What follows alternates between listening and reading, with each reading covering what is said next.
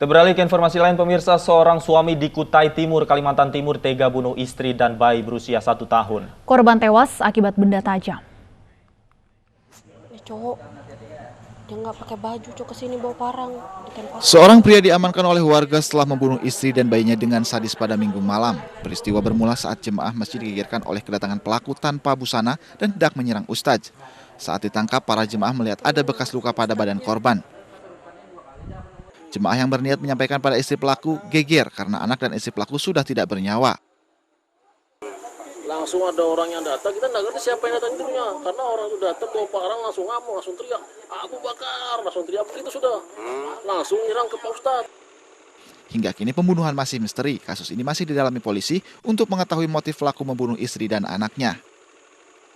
Dari Kutai Timur, Kalimantan Timur, Makaria Diansah, iNews melaporkan.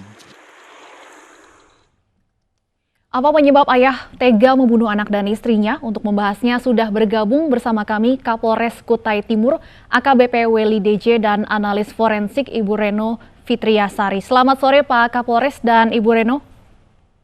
Selamat sore. Selamat sore. Baik, saya ke Pak Kapolres terlebih dahulu. Pak Weli, seperti apa kronologi dari kasus pembunuhan ini? Baik Pak, untuk kronologisnya, jadi dari keterangan saksi pada hari Minggu tanggal 13 Juni 2021 sekitar pukul 19.00 WITA, ini pelaku mendatangi Masjid Al-Ihya yang berada di dekat rumah pelaku, kemudian menyerang jamaah yang berada di dalam masjid. Tapi pelaku berhasil dilumpuhkan oleh masyarakat. Kemudian jemaah melapor ke Polsek Pengalon, jadi polsek yang terdekat. Jadi ada salah satu saksi juga yang mampir ke rumah pelaku untuk memberitahu keluarga korban, yaitu istri. Tetapi sampai di rumah pelaku ditemukan istri dan anak pelaku sudah dalam keadaan tengkurap dan berlumuran darah. Artinya penyerangan ini diduga dilakukan setelah pelaku membunuh istri dan anaknya ya Pak ya? Iya betul. Setelah pelaku melakukan pembunuhan, pelaku menuju ke masjid untuk melakukan penyerangan ke jemaah. Motivasi pelaku melakukan penyerangan di masjid itu apa Pak? Untuk pelaku, motivasi pelaku menyerang di masjid itu tadi sempat kami periksa, sudah bisa menjawab. Kemarin belum bisa komunikasi karena masih labil. Jadi pelaku motivasinya itu untuk nyerang ke masjid itu ini Mas, dia tidak ingat katanya.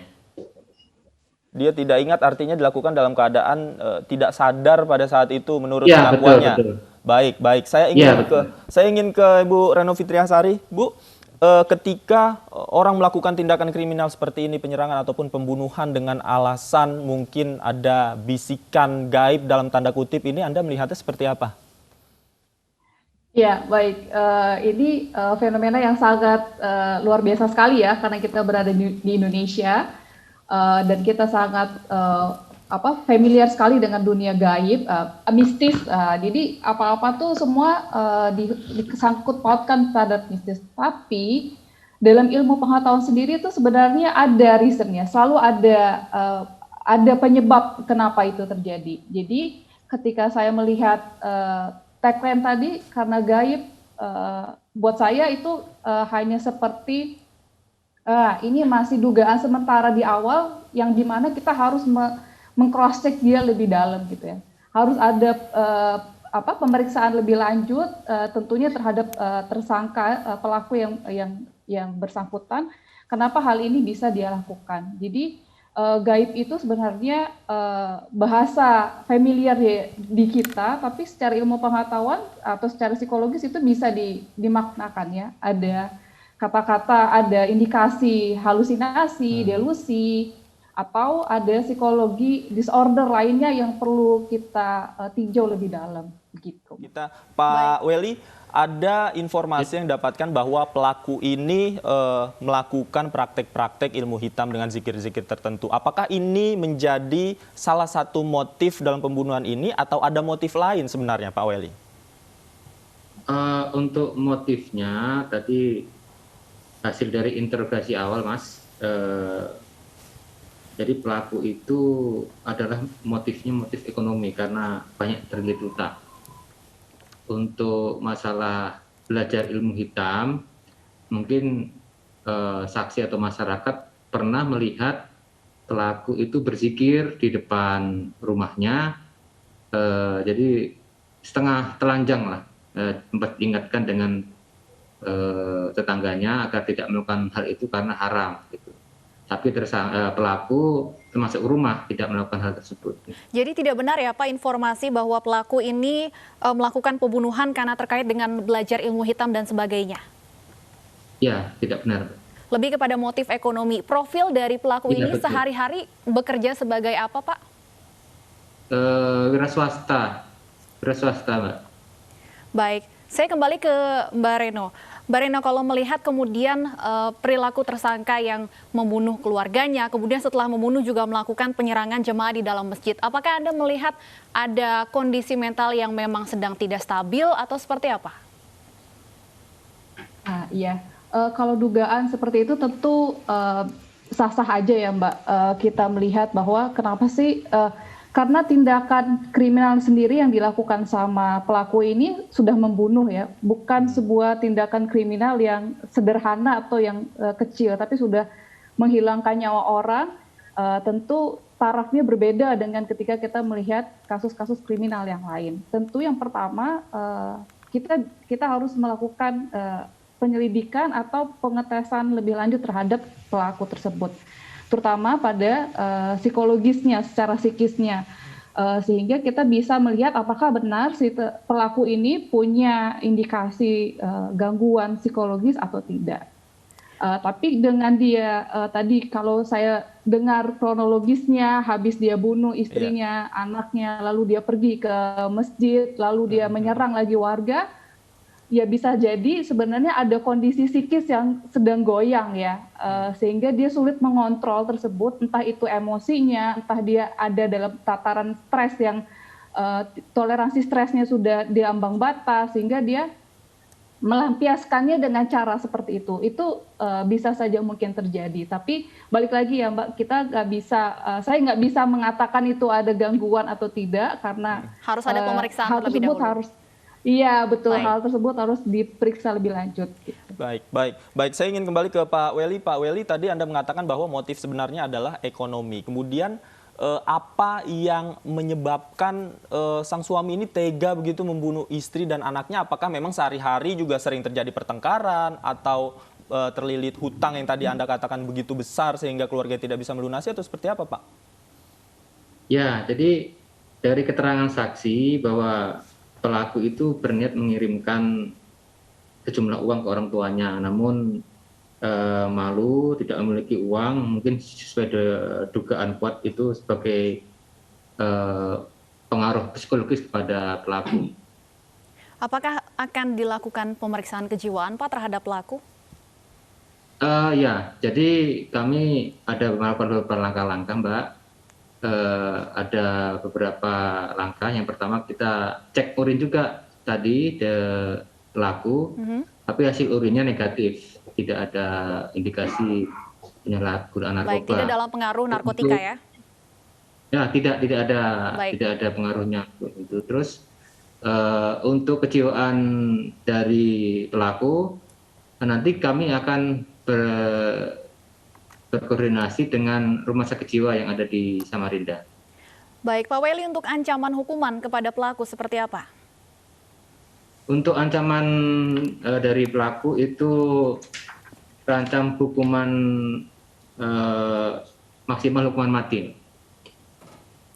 Baik. Karena terpasal 338 dan atau 340 KUHP. Baik, ditahan terlebih dahulu Pak Welly dan Mbak Reno, kita masih memiliki informasi ini terkait pembunuhan karena mendapat bisikan gaib juga pernah terjadi di sejumlah daerah. Ya, di Lampung seorang anak membunuh ayahnya karena bisikan gaib, sementara di Maros, Sulawesi Selatan, seorang suami membunuh istrinya karena mendapat bisikan gaib bahwa istrinya berselingkuh.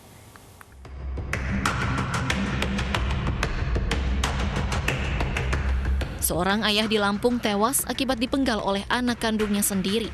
Pelaku yang mengaku mendengar bisikan gaib sempat membawa potongan kepala ayahnya keliling kampung. Warga kampung Sendang Rejo, Lampung Tengah pun kemudian melapor ke polisi.